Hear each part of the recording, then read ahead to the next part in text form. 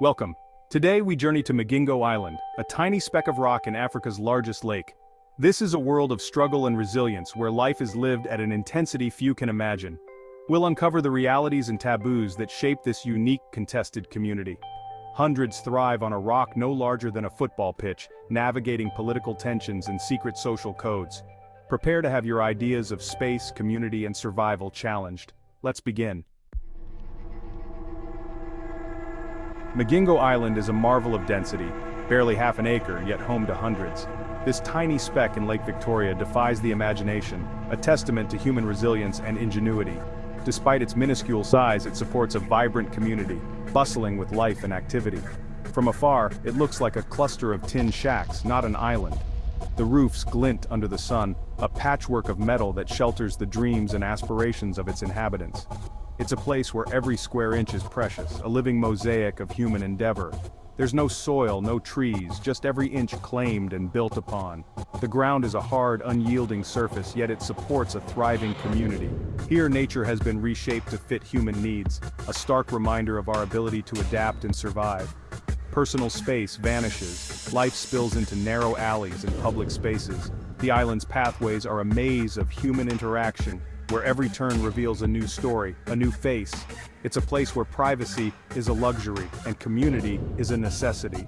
The population can swell to over 500, all drawn by a singular purpose. The promise of prosperity from the rich fishing grounds of Lake Victoria is a powerful magnet, pulling people from far and wide to this rocky outpost. This is a modern micro-city, built from necessity, where homes stack and lives intertwine. It's a place where the boundaries between public and private blur, where the community is both a refuge and a challenge. The constant hum of activity is a testament to human adaptability.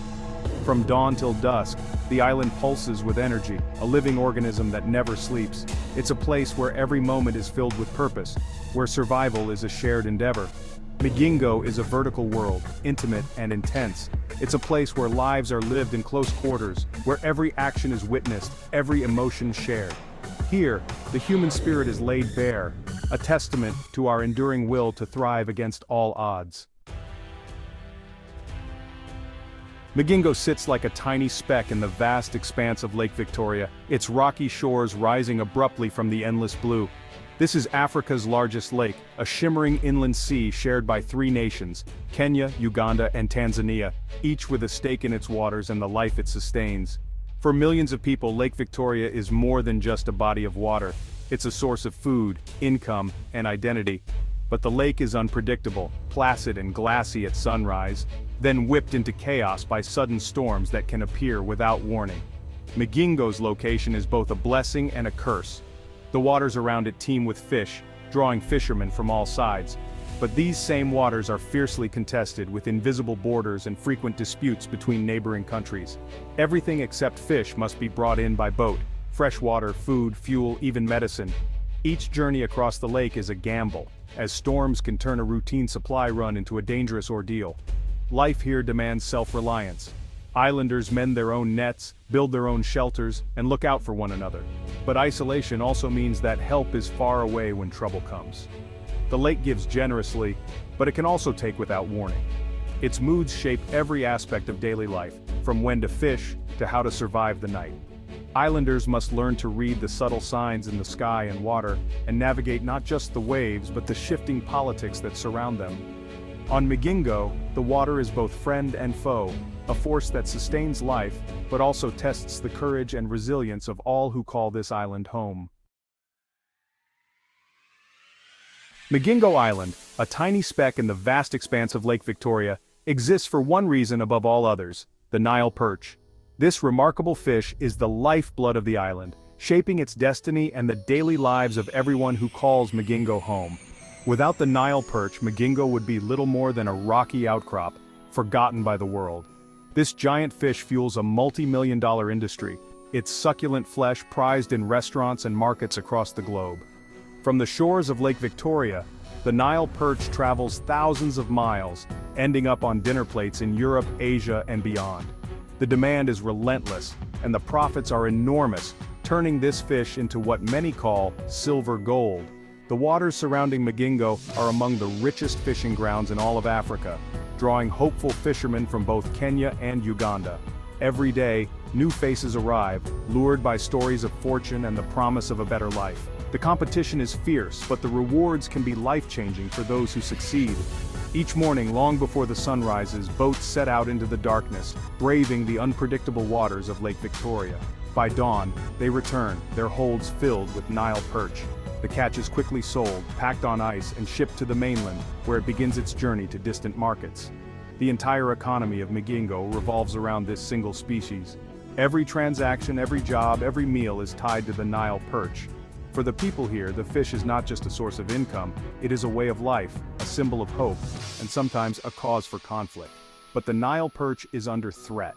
Years of overfishing have taken their toll, and now, the once abundant catches are dwindling.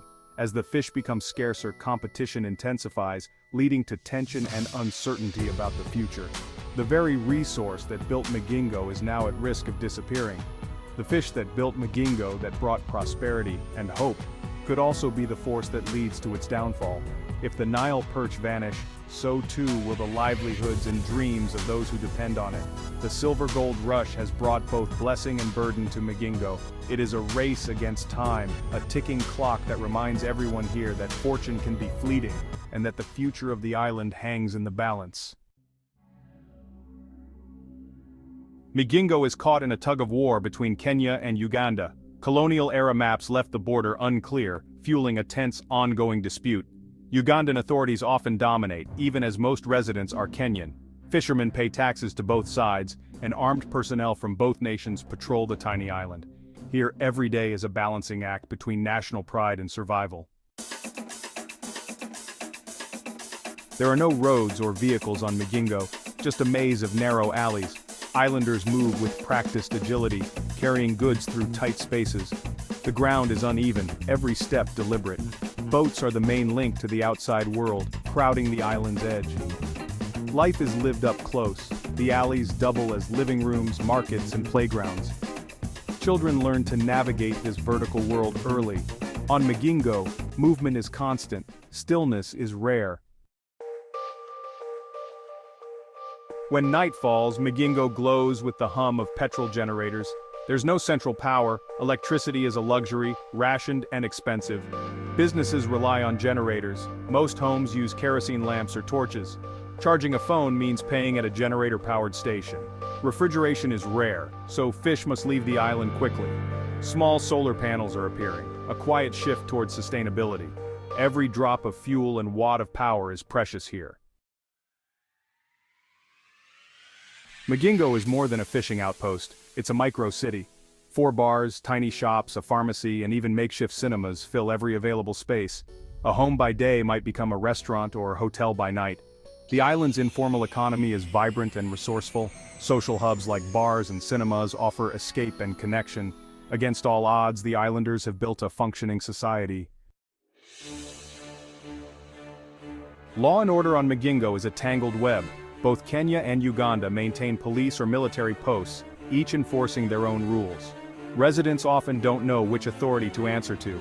Minor disputes can escalate quickly in this charged environment. Community elders mediate many conflicts, keeping peace where official lines blur.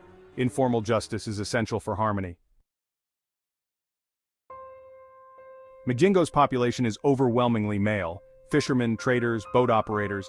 Most come to work, not to settle. Women and children are few. The few women run vital businesses but are outnumbered. The absence of families shapes a transient, work-focused community.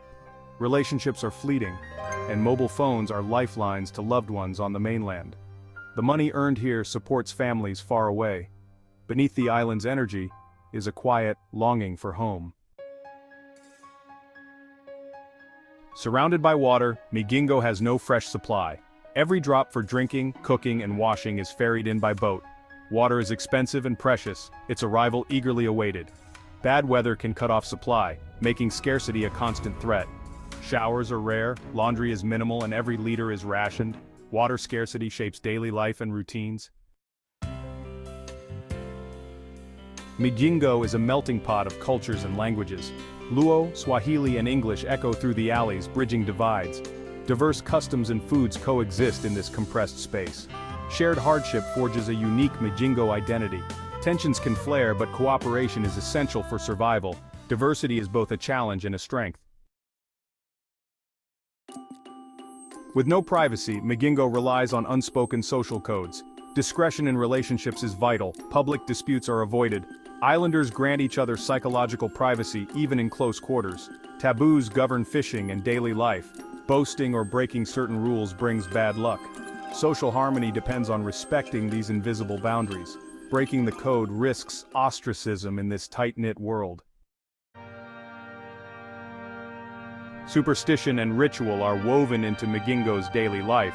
Fishermen perform small rituals for luck and safety before heading out. The lake is believed to have spirits that must be respected. Certain foods and behaviors are taboo on boats. Illness or misfortune may be blamed on curses, with traditional healers consulted. These beliefs offer comfort and control in an unpredictable world.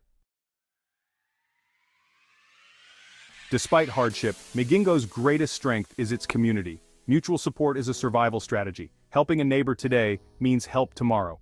Shared meals, celebrations, and small joys bind the islanders together. The community is a social safety net where official structures fail. Resilience here is about building bonds, not just enduring hardship. On this rock, they have built a true home. Migingo's future is uncertain. Political disputes and overfishing threaten its existence. A decision far away could change everything overnight. If the fish disappear, so does the island's economy. Some see Migingo as a stepping stone, others as home. The island's story mirrors global challenges: resource conflict, population pressure, and environmental risk. Whatever happens, the spirit forged here will endure. Thank you for joining this journey to Migingo Island. We've seen its density, its struggles, and its remarkable solidarity. These stories connect us all as inhabitants of one planet. If you found this journey meaningful, please subscribe and share. Migingo's story deserves to be known, a reminder of the hidden worlds and resilient people among us. Thank you for watching.